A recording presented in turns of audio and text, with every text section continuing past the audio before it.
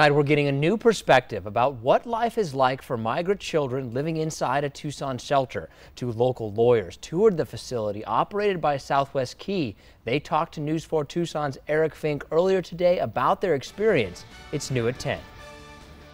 Are these children getting the love that they need, given that they're children? Selma Teljanovich and Patricia Mejia's law office is right down the street from Tucson's Southwest Key facility, a shelter for migrant children, some of whom are housed here as a result of being separated from their parents at the border. Both lawyers walked into Southwest Key last year to give the children a presentation of their legal rights. All the staff there have walkie-talkies, so they say, so-and-so is coming and going, so they're pretty much under control in the sense of movement. They can move freely, as far as I can tell. I mean, they have to walk around with a purpose, like you're going to the cafeteria, now you're going back to your room. The attorneys say the kids housed here are safe, but they say this facility lacks a playground.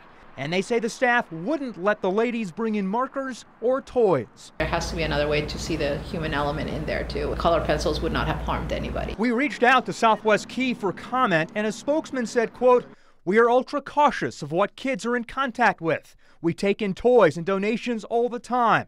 At our headquarters in Austin, there are boxes of toys ready to be screened and shipped out." Teljanovich says she took on a pro bono case at the center, and for this lawyer, it led to more questions. A young girl who was 14 who came as an unaccompanied minor from Honduras. And my concern is, what happens to the children that are not represented, that don't have attorneys? Are their needs being met fully? What if they have a toothache? How quickly are they being allowed to see a dentist? She says she and a judge sent nail polish sets as a gift to her client. What I found out later from my client was that both of those gifts that were already pre-approved were confiscated from her.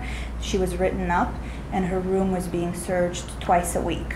Both lawyers went to Southwest Key before the Trump administration's zero tolerance policy took effect this spring, and they no longer represent kids living at this facility. If you think about it too much, you just want to cry. It's very close, but I deliberately avoid it because it really it makes me sad. It breaks my heart because I know now there are more children. Southwest Key tells us the reunification process for these children and their families begins right when they walk in the door. In Midtown, Eric Fink, News 4 Tucson.